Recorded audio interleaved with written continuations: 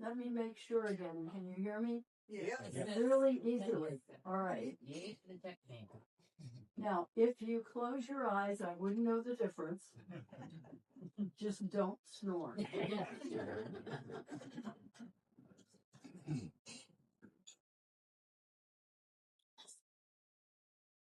I retired my poetic essay column after 20 years, but I never stopped writing.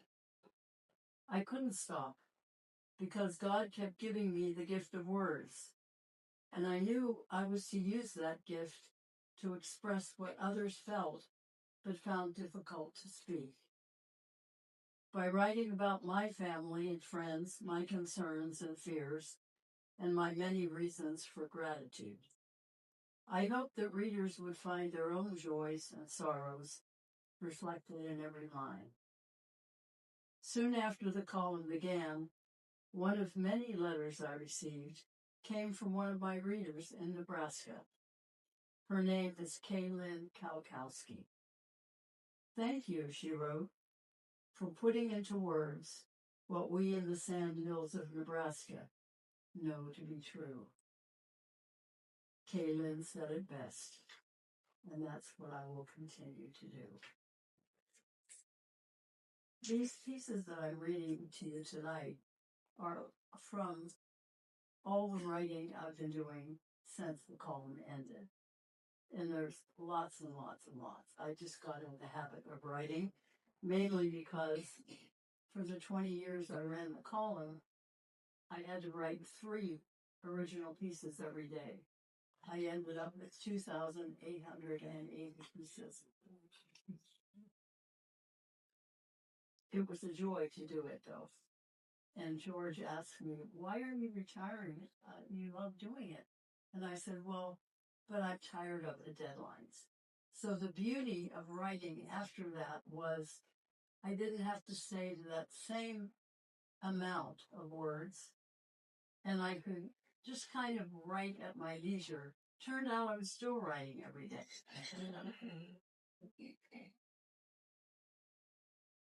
If you would ask me at 91, what is the secret to living a long life? Well, basically, it's by God's grace how long we live.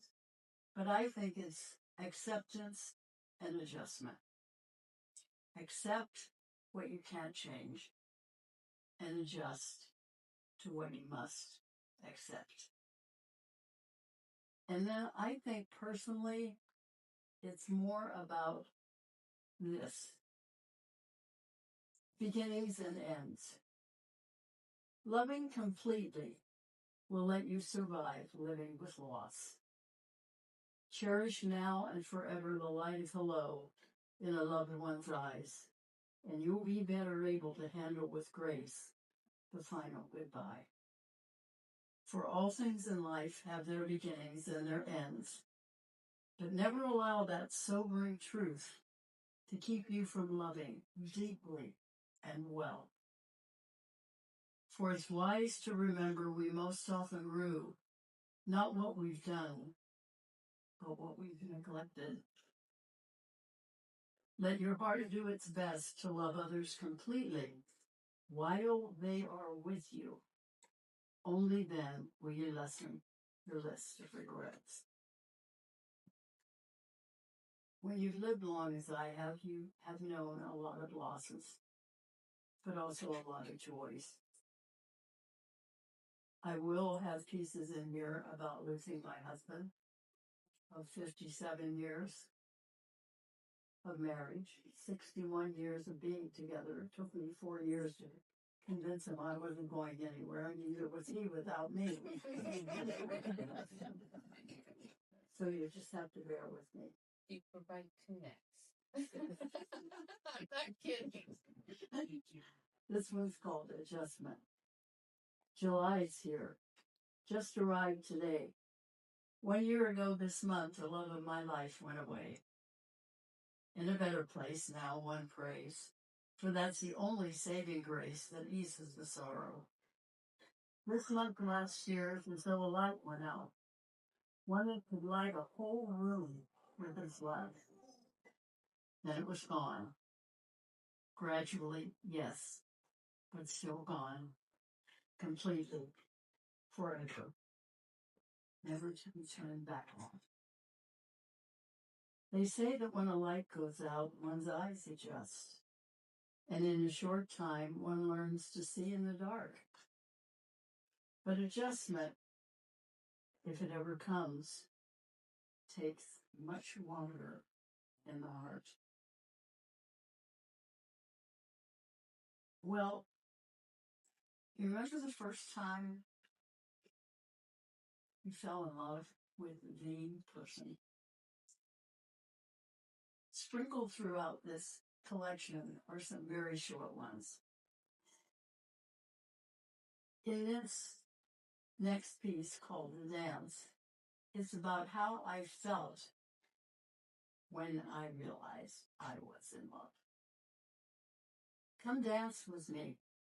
Come live your life with me and share my days and nights with me.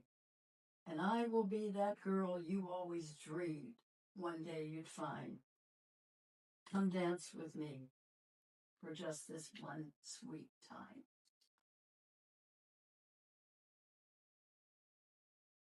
How much peace came into my life when I finally realized I can never be worthy of all my blessings, but always I can be grateful. This piece is a little longer, but it's an important one to me. It's about family, and that's what we all have in common. When I was about 12 years old, in my own estimation, I was quite a profound thinker. On the way home from one of our monthly family visits to our out-of-town relatives, I made what I considered to be a brilliant observation about family. The visit had been a typical family gathering, full of the usual family dissensions that adults take for granted but children see as major arguments. Riding in the back seat of the family sedan, I confidently announced, "The trouble with families is you can't choose them, like you can choose your friends." I thought I'd made some significant sort of discovery and wondered why my parents just ignored my comment and continued talking about which one of my grandmothers made the best spaghetti sauce. As I grew older and became less wise and much more tolerant, I began to really know my relatives. I learned to see them, each one, as the individuals they were, each one with their own set of hopes and dreams, disappointments, and hidden heartaches, personal tragedies, and sometimes even stunning successes, often hard-won. I learned to judge their peculiarities and inconsistencies with no more harshness than if they were people outside my family. I found my favorites among them and tried a little harder to better understand the others. I learned that I could love them even if I didn't particularly like them. I learned to recognize traits in myself that came directly from my family, traits worth keeping, as well as those traits I labored hard to overcome. And somewhere along the line, I began to use the word family to describe those friends who proved to be steadfast and true over the long haul of the years. And I realized that was the ultimate acceptance. Because when all is said and done, family is all you have. We may not choose them, but if among them we find a favorite or two, that is enough. And if among our friends we find a few who are family, that too is enough. I have a lot of family here that don't have my last name.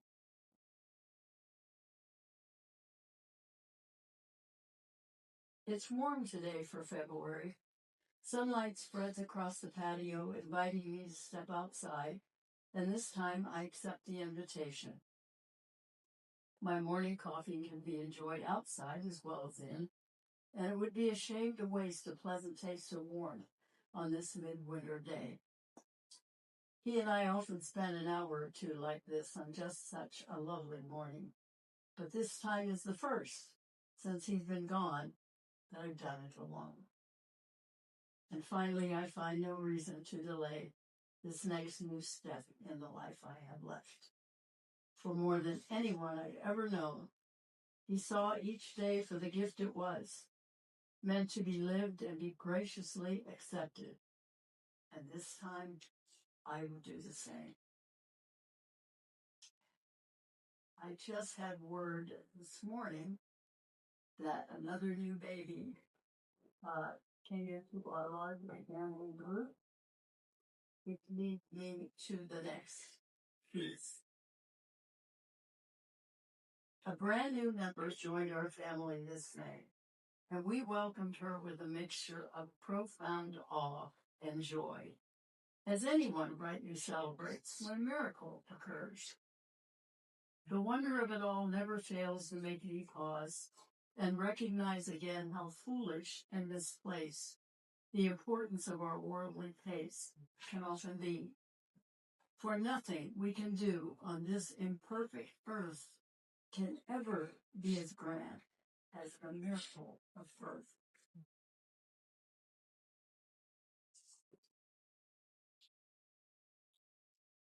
Over the course of my long life, I've learned that loving deeply and well makes losing those you love a much harder burden to bear. But everything comes with a price. And having had those to cherish and love, for however long or short a time they were a beautiful part of my life, has been worth every bit of the price. Both of my grandparents' families immigrated from Italy many, many years ago. I was blessed with two grandmothers that, well, let's just put it this way. I come from a long line of independent women. One that actually, they were both characters. And they were both very hard workers. My one grandmother ran a truck garden, which, she made all the vegetables. She had chickens.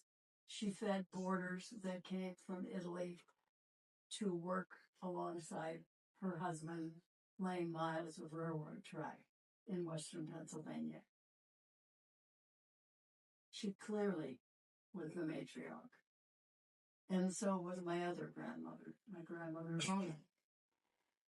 She had a very small inheritance that came with her, and she bought some property in Connellsville, which is a city actually, about an hour's drive back then on windy roads from Pittsburgh, Pennsylvania.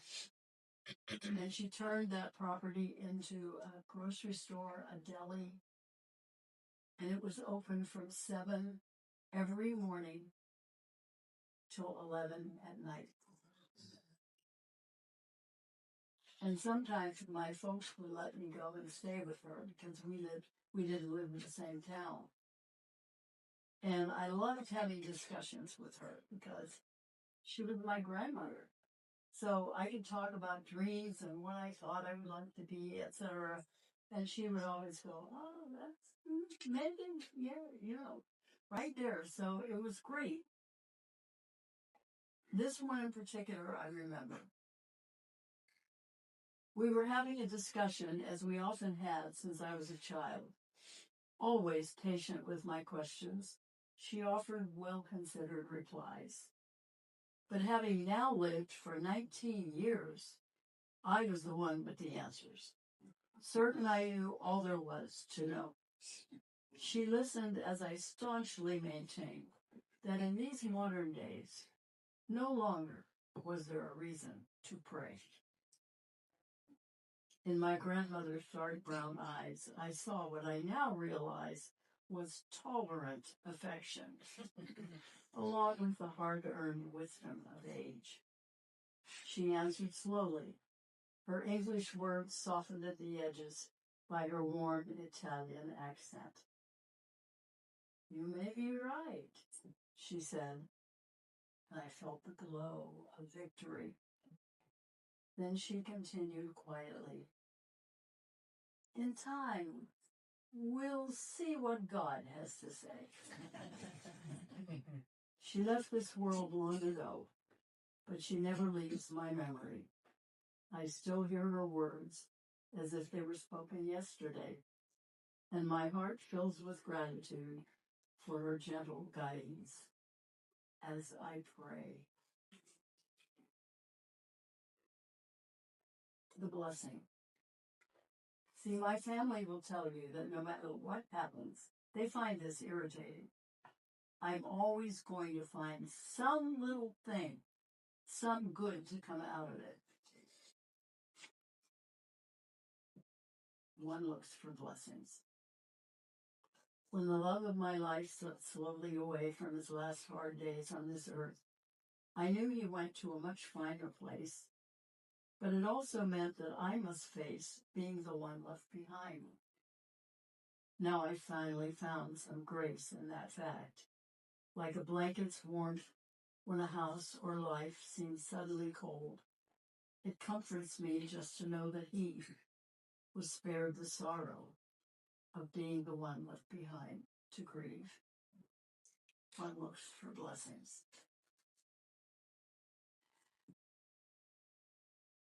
After George passed away, and that's been 9.5 years, my oldest grandson asked if he and his wife, and at then they did not yet have the little children, could rent a house, the main house. And the family got together and renovated George's studio. So I live 20 feet away from my family. It's been great for me because I get to relive the part of they now have 2 children, and what life is like when you have 2 children and how it changes your life. And this one came to mind after a conversation I had with Sammy, my oldest grandson, Jacob's wife. It's called Night Cries. Many times this night when sleep's been interrupted, your weary body aches from lack of rest, and yet you're in your bed. You heard your child awake again and needing your attention. Your mind, overtired, might wish away this moment, but a mother's heart is wise. It knows this child will be sustained in years to come when life may be unkind by comfort given freely now. It also knows that only when a child is small can a mother ease all cares and fears. And holding this wee life within your arms, you close your eyes as both of you slip back to sleep.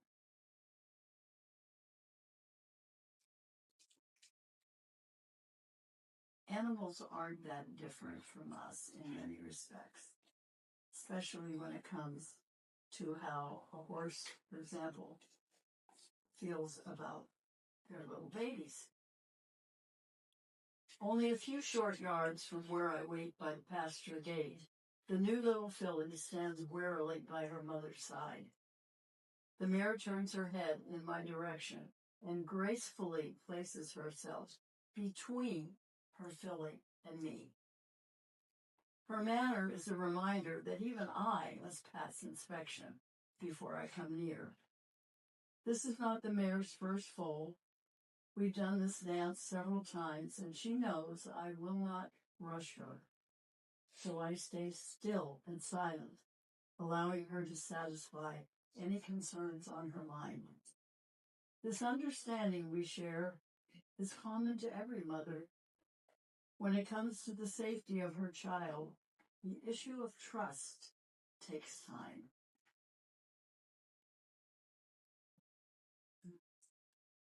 This one's called Celebrities. My life had enough celebrity in it to open a few doors for me that otherwise may have been closed. Just enough celebrity to allow me to pursue whatever talents God gave me to use by doing the work I love to do. I never attained that kind of great fame that can steal a family's privacy. Instead, I was given the blessing to be a woman whose role as mother and wife was the one most cherished in my life. How good the Lord has been to me.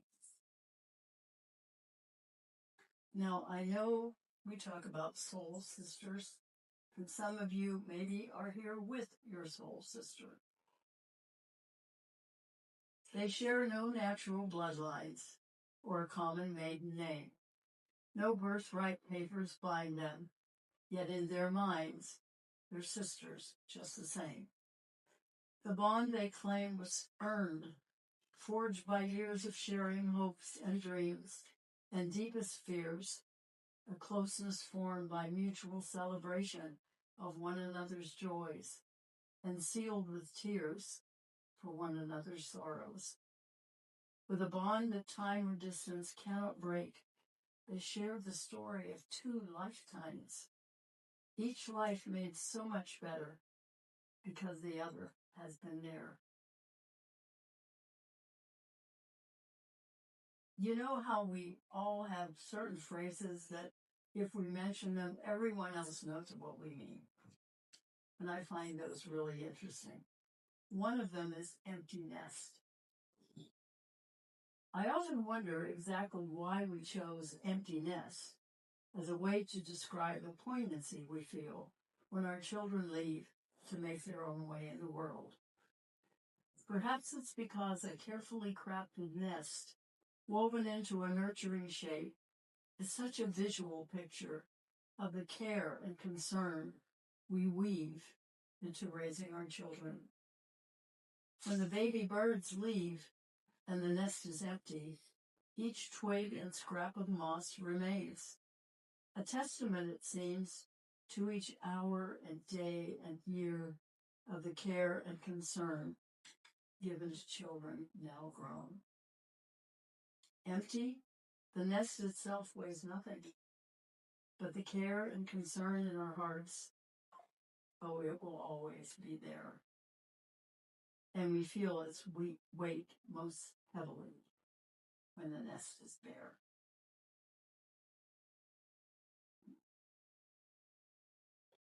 I like both of my children. It's good every once in a while to look at your child, your grown children, as though they're not yours. My children never failed to include me in their lives.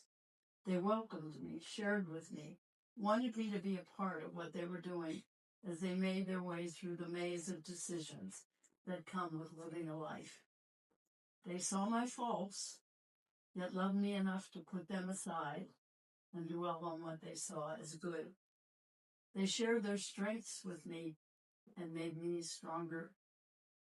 My own world grew as they brought me into theirs, and my life has been a richer for it. I very seldom use names in any of the pieces I write, mainly because I didn't want people to think of my family. I wanted them to think of theirs. However, you're just going to have to suffer through it, Patty, wherever you are. When Patty came into our lives, we told our son Ian, if you two ever split up, you know we're also going to keep Patty. When it was time for Patty to have 2 beautiful, wonderful young women come into her life as daughter-in-law, she came to me and she said, okay, you have been the perfect mother-in-law. You can see why I love her. Okay. So I want to know what is the secret, because I want to be a really good mother-in-law to my daughter-in-laws. So she said, "What's the secret?" And I said, "Well, I guess 3 things, really." I said, "The first is these 2 women obviously love your sons. They're good people, they're decent people. So isn't what we always want for our children someone to love them as much as we do?" And she said, "Yeah, that's true." "What's the second one?" I said, "Well, they're humans, and so are you. So there's going to be a little trait here and there that kind of irritates you. Just remember, you're not living with them, so be tolerant." She said, "Okay, I can do that." "What's the third one?" "You just go out and find the perfect daughter-in-law like I did."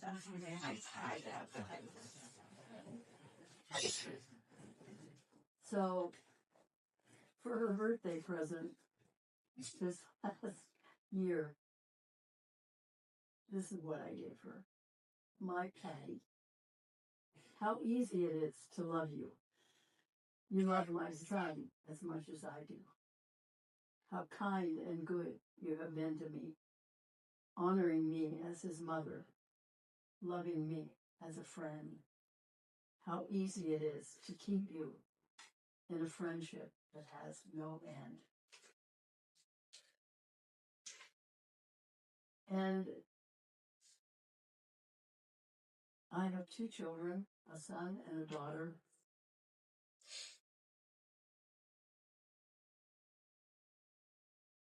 My son. How rapidly these years have flown. One day you were a little boy who loved toy trains and pedaling your little car all around our small backyard. Then suddenly you were 19. The years between had disappeared, and there you stood with an owner's hard-earned pride beside a well-used pickup truck and offered me a ride. The years continued to rush by. Marriage to your lovely bride produced 2 sons, like you were once. They now have children of their own who fill our hearts with so much joy. I'm sure you've noticed it as well, how the years have slipped away, how fast you grew, how many were the changes.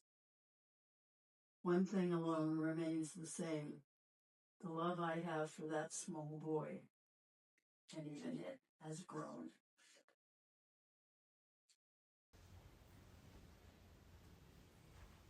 I mentioned earlier it's good to look at the people we love and see them as if we're not related. It gives us a better perspective and I think a better appreciation. In the life he's led, he's always given his best to every job he's ever had, and he offers his help wherever there's a need. Yet he never sees that as anything extraordinary. But his mother knows better. Wanting him to be aware of what his life has meant to her and to others, on his 61st birthday, she gave him this list of questions. How many hats have you worn, wearing each one responsibly? How many times are you called upon for guidance or help or a sturdy shoulder to lean on? How many in the community do you serve unselfishly? How many kindnesses have you shown when no one but God was there to see? Too many to count, she wrote at the end, and how blessed I've been to have such a man for a son. These are just some random thoughts, random observations on parenthood and marriage, not necessarily in any particular order, and often equally pertinent to both. The part of ourselves that never grew up is the part that has the hardest time with raising a child. I'll let let that one sink in for a little bit.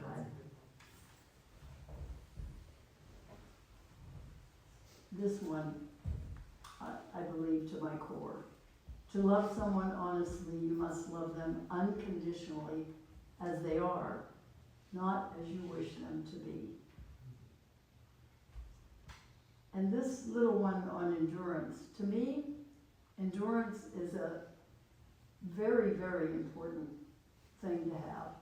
If I were a horse, I wouldn't want to be a sprinting quarter horse or thoroughbred running in great races. I would want to be the horse that can make that long trek and get wherever they need to go, slowly, safely, with their endurance. Endurance in marriage and parenthood is seldom recognized for its importance. In both situations, patience is needed. There are no quick fixes, no instant answers, no completely successful solutions. In the case of child rearing, one needs the patience to endure the temperamental in order to appreciate the lovable. In case of marriage, one needs the patience to endure the time it takes to find fair compromise in order to appreciate the beauty of the unbreakable bond it creates.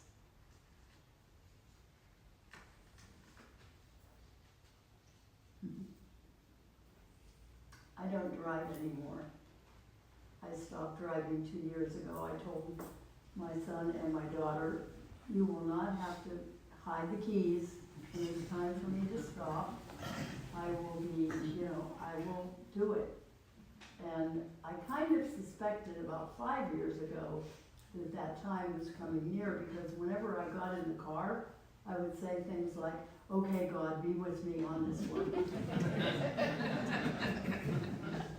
So 2 years ago, I was driving from 99, making that turn onto 32. And the wide sweep you have to make because the other cars are waiting to go that way. And I made that wide sweep, all confident. And as I came around the corner, I thought to myself, boy, they really put those light standards close to the curb. And then I realized as I went down off the curb, driving home, when I saw my son that night at dinner, I said, I'm quitting driving. So there's a big advantage if you have enough people to drive you around, because you get another perspective. This one's called reassurance. Seated comfortably in the second seat, free from the need to watch the road ahead, I turned my gaze to the fields and orchards, slipping by so easily as my son and his bride take the three of us for a Sunday drive. As they talk about everyday things, their voices mingle nicely with the motor's steady hum. It's the sort of conversation common in a marriage that's weathered its years well, two people who have found in each other their very best friend. It's late in the day now, and the fence posts edging the fields lay long shadows side by side with the last bright rays of the sun. As my many years bring me ever nearer to my life's journey's end, it comforts my heart to hear the sounds of a marriage that's also a friendship, like mine was. My gaze remains at the window, and a smile settles softly on my lips.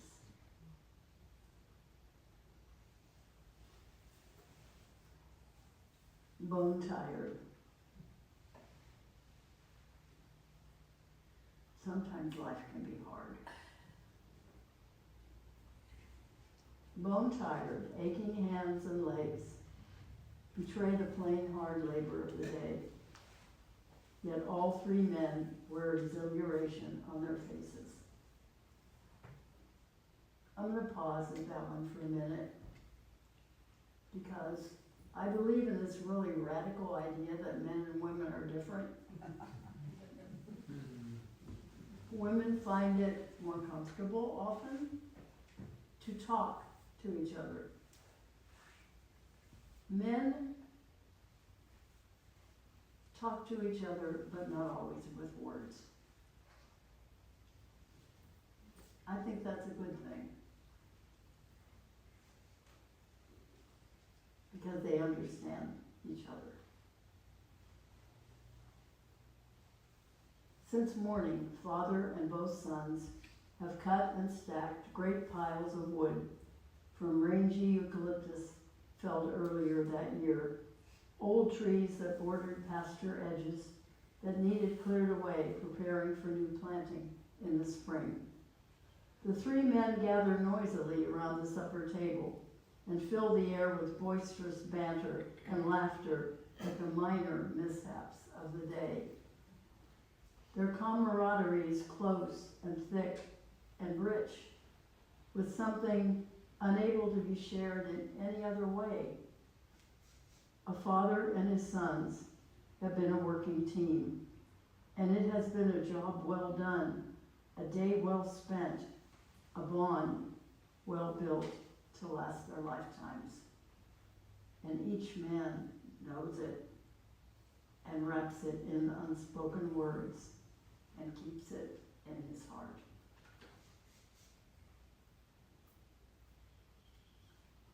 We were like sisters then, those 2 years when changes in your life brought you back to the ranch. The line between mother and daughter almost disappeared. We were two women living in the same house, finding our common ground in a love of writing. We worked together on my book. Your critical sense of what I really wanted to say kept me centered. My need for your steadying hand helped you find your focus again. Then you moved on, as we both knew all along. You should and would. There was no longer a need for sisters, with a wistful mixture of joy and sadness. Mother and daughter let them lead.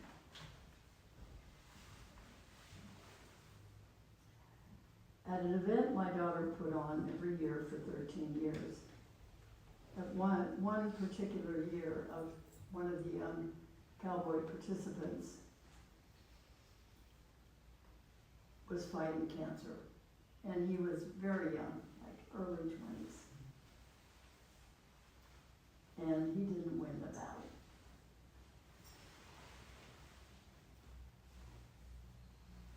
And she had a unique take on it, which I think is a good way to look at things. We all take our turns, she said softly, and some are heartbreakingly short. We both mourned a loss that each of us felt was tragic and untimely. Her plain-spoken words were soothing somehow, allowing my mind to begin to accept what my heart found so hard to understand. As the years slipped by, there were many more times when the truth of those words was abundantly clear. And clearer still was the harder truth that the length of our terms is not ours to control. I determined to find some good in that fact, some lesson to live by, till I reached the end of my own life's term, and the answer came. See each day for the gift that it is. Live it as fully as I can. Find something of value in every hour, even the hard ones, and handle the good ones with uncommon grace. For it matters so little how short or how long is our stay on this earth.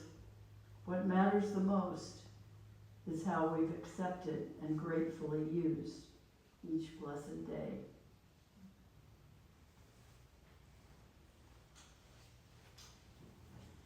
It's probably common to most of us that when we have to deal with things in our life, sometimes the best thing that we can do is just do some hard physical work. Mending fence. She found the hardest part was just the knowing that what was broken could never be fixed. It wasn't like a pasture fence. with boards bent and split from age and neglect. That was something she could mend. New boards could make it almost like it was before. The work would be hard, but it could be done with effort and time spent. But this was something no amount of effort would ever change. She knew that now, because she tried to make it right so many times. She'd given up the count. So she finally accepted it was all just part of life. Mistakes are made, and some hurts never heal. Accepting that tore at her heart. So she dragged the fence board into place and found some comfort in setting it straight.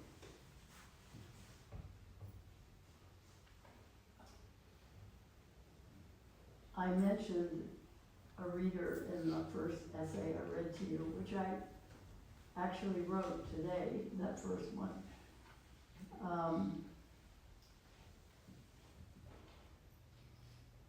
And this occurred well before I ever had a relationship with Kaylin Kalkowski.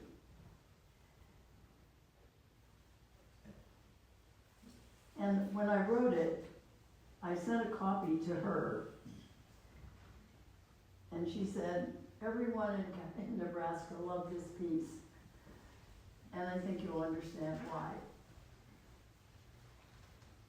The people in Nebraska are kind, she said. Her welcome words offered ease to this mother's worried mind. As I listened to her voice on that long-distance call, I remembered an earlier time. She had seemed so young to me then, setting out on her own, headed far from home to follow her dream. The road she chose was hard, but on it she stayed, steadfast in her goal. Now a year had passed. Far from family and friends, she was working long hours in a small Nebraska town where the prairie stretches flat and wide among people she had never known before. These are good people to the core, she said. Her voice hurried on, aware of the cost back then of a long-distance call. They treat me like family, Mom. I may be far from home, but I'm not alone. We said our goodbyes and I hung up the phone. And from that day to this, whenever Nebraska comes to mind, my heart remembers those long ago words and it whispers this line. God bless you, Nebraska, for treating my daughter as one of your own.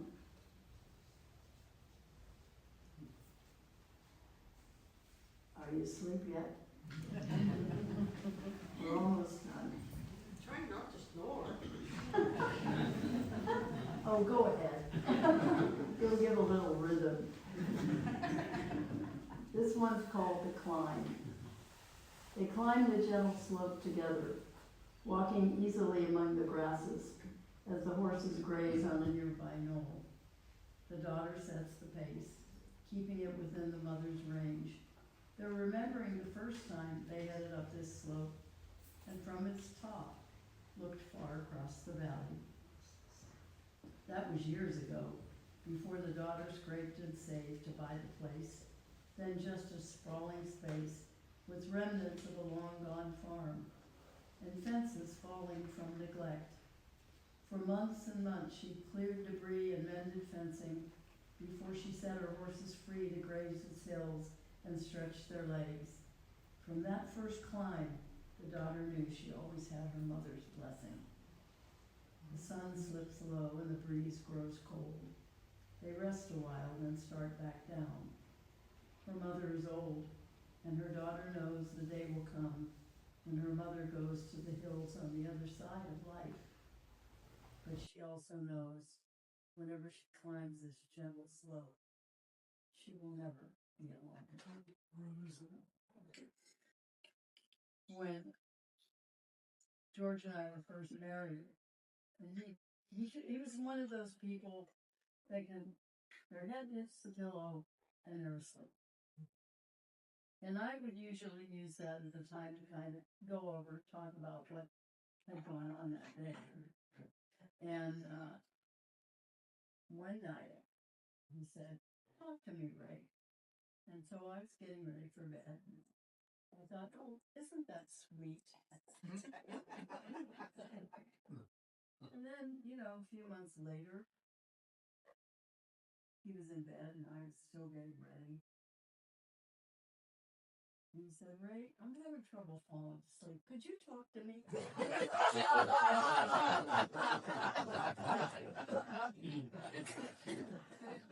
And Oakland did.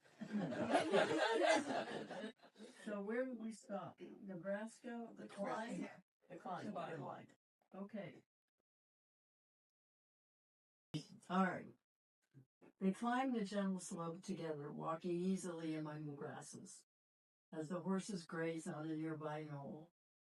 The daughter sets the pace, keeping it within the mother's range. They're remembering the first time they headed up this slope, and from its top looked far across the valley. That was years ago, before the daughter scraped and saved to buy the place. Then just a sprawling space with remnants of a long-gone farm, and fences falling from neglect. For months and months she'd cleared debris and mended fencing before she set her horses free to graze its hills and stretch their legs. From that first climb, the daughter knew she always had her mother's blessing.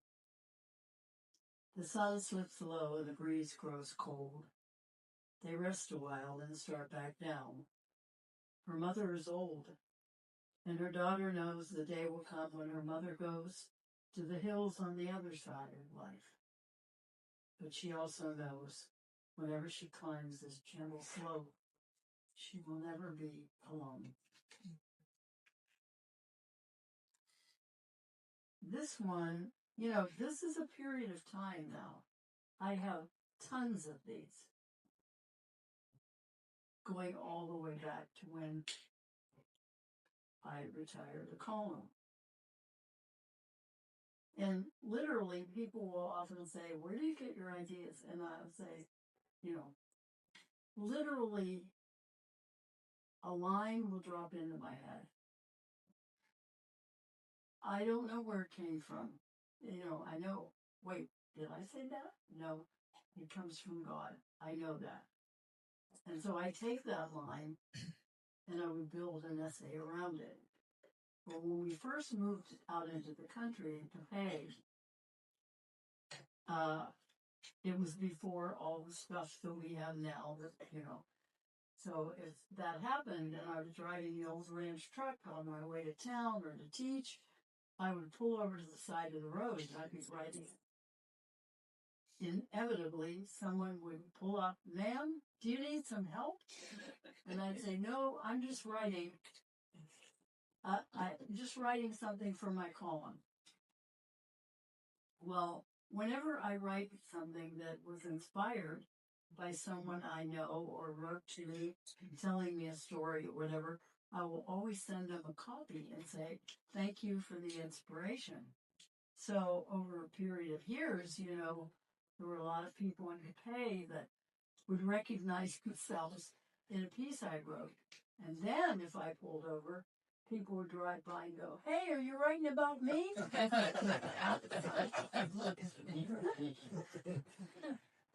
So this one I wrote just about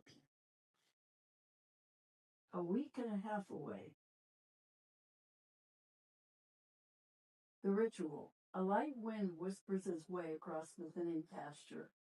The two old mares standing by the far end of the fence see me heading to the barn, and slowly turning, they begin to come my way.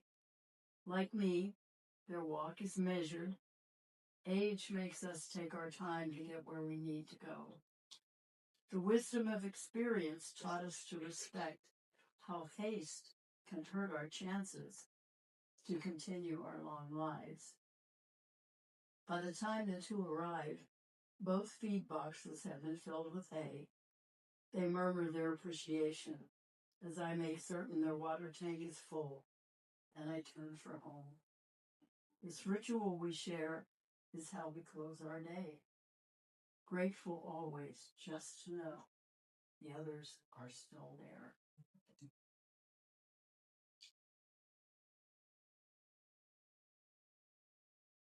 This one's called Recognition. A wintry wave of sadness swept my smile away today. Where it came from, I'm not sure, but it chilled me to my core in a way I can't explain. I searched my brain and find no reason to see it as an omen. I have no compelling sense of some coming dire event. Then just this moment, as I write these very lines, the source of sadness is quite clear. It's simply recognition of how short has become the length of time I have left here. And the beauty I can see in the sunlit scene before my eyes will one day disappear, at least for me.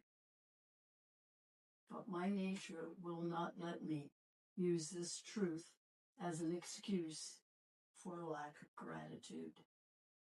I feel the sadness slip away, for there's good cause to celebrate. I still have today.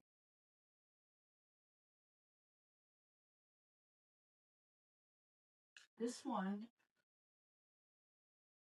is not, none of these have been published. This one was published in one of my books, When Wildflowers Are in Bloom.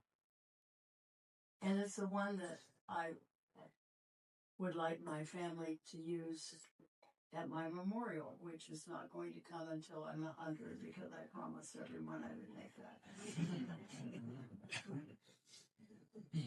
It's called This Life of Mine. It's been so full, this life of mine, I want it never to end. Yet well I know, like a river, it follows its predestined path, and nothing I do can change its course or alter the river's bend. That's fine, I suppose. Excuse me. For heaven knows I've been 1,000 times blessed. It's only fair that after a while I leave some space for the rest. And one way I can accept that fact is just to know that those I have loved have loved me back. And that knowledge may be the best of the blessings that fill this life of mine. And this last piece is very short. It's called Obligation, and I believe we all have it. You have to go on. In all its noise and darkness, the world needs someone with a song. Thank you for staying awake.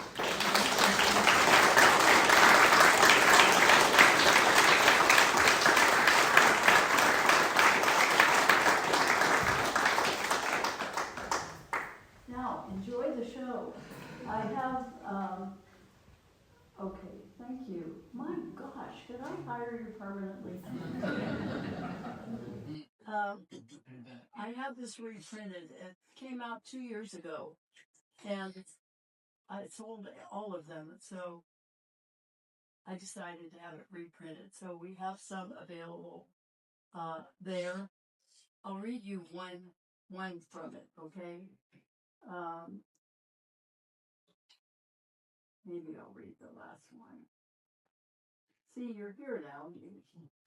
I've got you.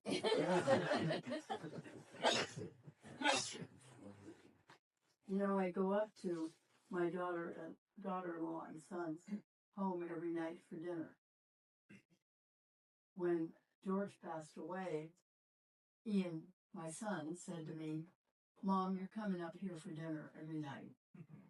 And the family knows cooking is not my best thing. And I said, "I don't want to put all that extra onto Patty." And Patty said, "Do you not know your son? I will be cooking dinner every night anyway, and you eat like a bird." And my daughter said, "Take him up on the altar, Mom, otherwise you'll starve." I get no respect. Okay.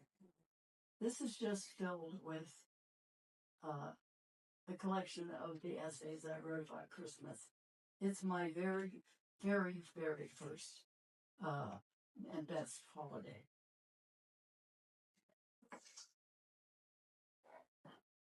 Home for Christmas. We all try to come home for Christmas. Wherever we might be, we make every possible effort to be with family. Sometimes the distance is just too great, or the weather too harsh for travel plans. But those are exceptions to the rule. For there is a need that draws us so to be with those we know and love at Christmas time every year. To come together to laugh and hug and remember the Christmases gone before, and to honor the memory of those gone with them. To see the new faces around the table, to hear the blessing, and gather our strength from this closeness we share. To bring us once more where our hearts never leave, home for Christmas. And now you are free.